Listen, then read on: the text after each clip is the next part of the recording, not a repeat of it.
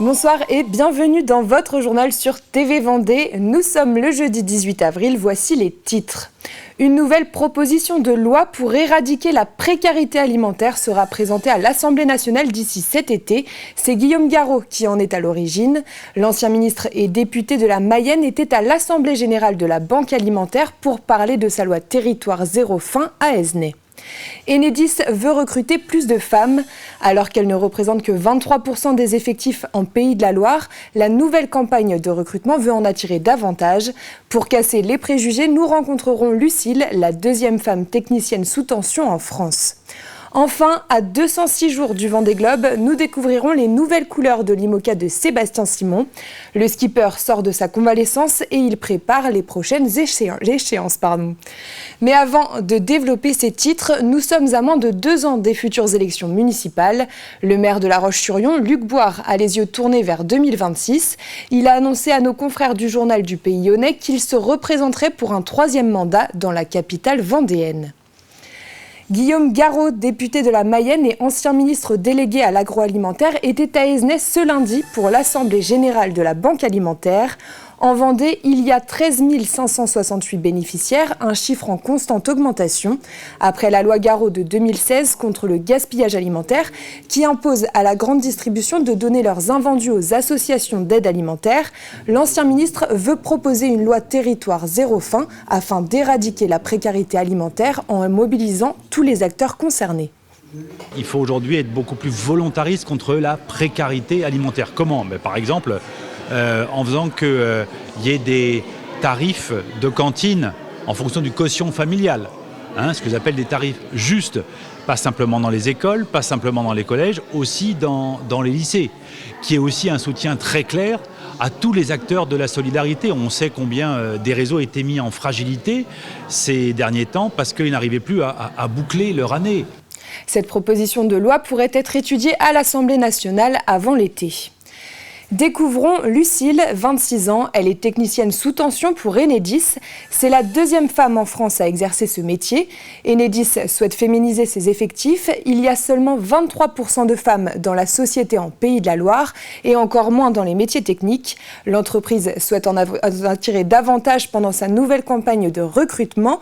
Car même si c'est une activité physique et dangereuse, cela ne rebute pas la jeune Vendéenne passionnée par sa profession. Diane Delangle l'a suivie.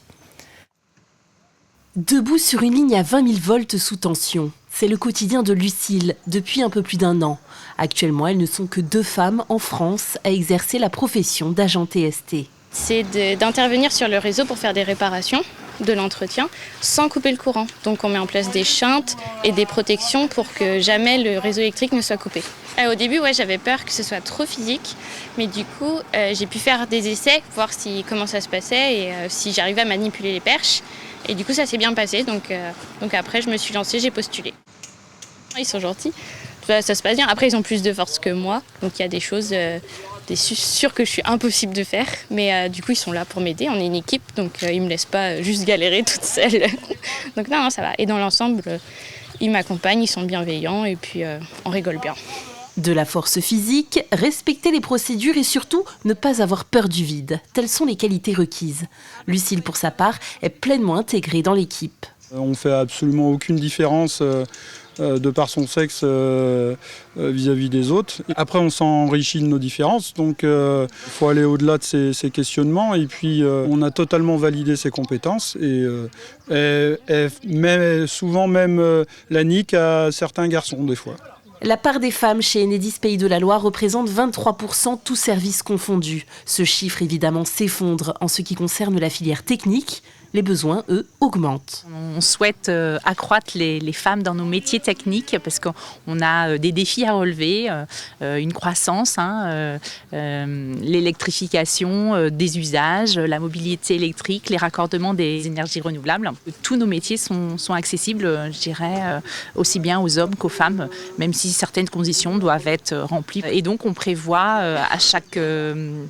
sur chacun de nos sites opérationnels des vestiaires femmes et hommes pour qu'elles puissent être accueillies dans les meilleures conditions. Tout est prêt, reste à changer les mentalités et faire connaître les métiers.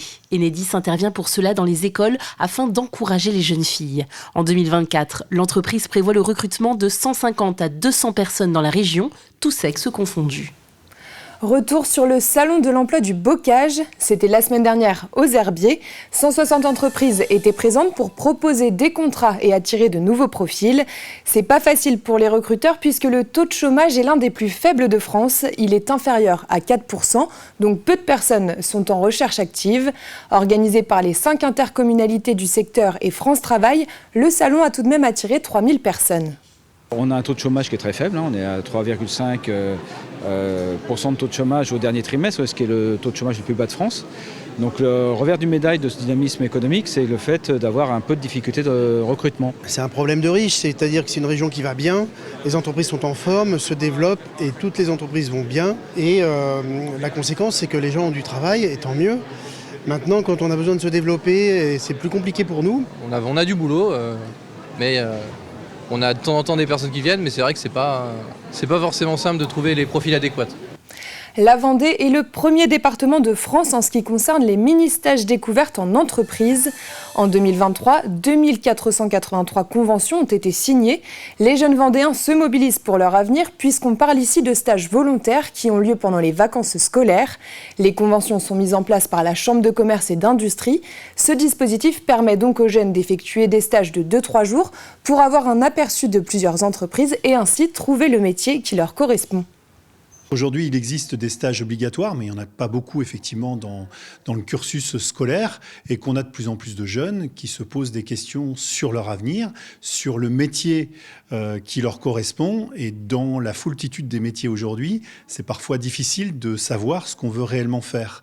Et donc pouvoir multiplier les stages de 2-3 jours pour vraiment se dire est-ce que ce métier-là me correspond ou est-ce que cette filière-là me correspond, c'est tout bénéfice pour un jeune. Santé à présent, il est le deuxième cancer le plus meurtrier et il touche près de 45 000 personnes en France chaque année. Il s'agit du cancer colorectal. Le dépistage est la clé pour traiter cette maladie à temps et en guérir. À partir de 50 ans, les hommes et les femmes doivent se faire dépister tous les 2 ans. Pourtant, en Pays de la Loire, seulement 40% de la population ciblée le réalise. Alors pour sensibiliser à ce dépistage, la Ligue contre le cancer et le CPTS Vendée ont organisé une journée de prévention autour du cancer colorectal. On estime en général qu'il peut se passer entre 10, 15, voire 20 ans pour qu'on aille vers quelque chose de très grave. Et donc, ça laisse le temps quand même de réagir avant. D'où l'intérêt de le faire dès le début.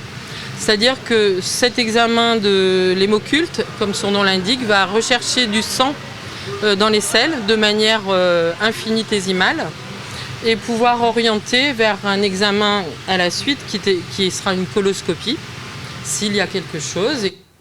Prenons le large avec Sébastien Simon. Le skipper lyonnais du groupe Dubreuil a dévoilé les nouvelles couleurs de son IMOCA au Sables d'Olonne. Il a d'ailleurs effectué une première sortie. Le chantier d'hiver a permis de rendre le bateau plus confortable et plus sécurisant pour Sébastien Simon, qui, on le rappelle, sort d'une longue période de convalescence après sa blessure grave lors de la course Retour à la base. Reportage de Simon Felipeau. Après plusieurs mois de travail, le voici enfin à l'eau. L'IMOCA de Sébastien Simon est paré de ses nouvelles couleurs et prêt pour aborder la dernière ligne droite avant le Vendée Globe. Le Sablais, victime d'un grave accident en course, touché aux vertèbres et avec une commotion cérébrale, sort d'une longue période de convalescence. Un accident qui l'a amené à repenser sa vie à bord. On a dû travailler sur l'adaptation du bateau pour le solitaire, mais aussi un gros travail ergonomique pour nous permettre d'évoluer en sécurité. Donc ça passe par des couchettes adaptées, ça passe par des sièges ergonomiques montés sur amortisseurs pour absorber les impacts verticaux. Et aussi, on a fait appel aux pêcheurs locaux pour nous fabriquer des filets qui nous permettront de ne pas être projetés contre des cloisons, mais de pouvoir diviser la zone de vie en deux et de pouvoir s'arrêter avant de rencontrer un obstacle plus dur. Il lui reste 2 courses à effectuer pour décrocher sa place sur le ponton du Vendée Globe. Pour celui qui a dû abandonner la dernière édition après une collision avec un ovni.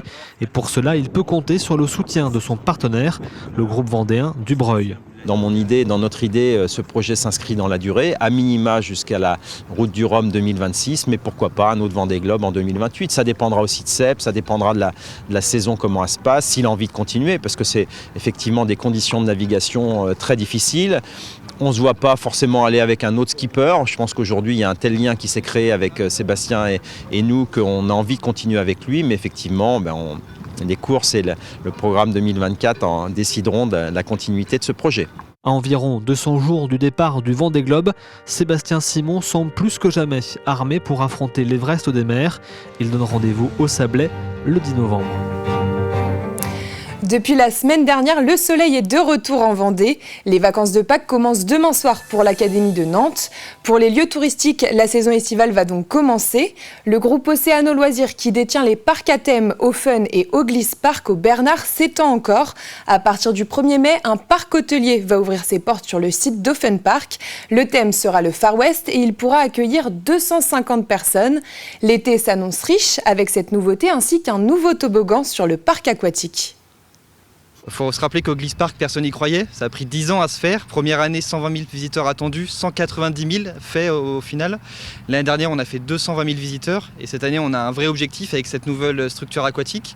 C'est d'accueillir 250 000 personnes sur à peine 2 mois d'ouverture. Parce qu'avec ce toboggan-là, on pourra accueillir jusqu'à 1000 personnes par heure sur le toboggan. Donc c'est vraiment, on pourrait agrandir à une grosse capacité notre jauge. Mais on a décidé d'augmenter légèrement pour fluidifier le parc et éviter l'heure d'attente que tout le monde peut connaître quand il vient au glisse. C'est la fin de cette édition, merci d'avoir suivi. Votre prochain rendez-vous avec l'actualité vendéenne, ce sera dès demain matin 7h dans la matinale présentée par François Pérez. Passez une excellente soirée.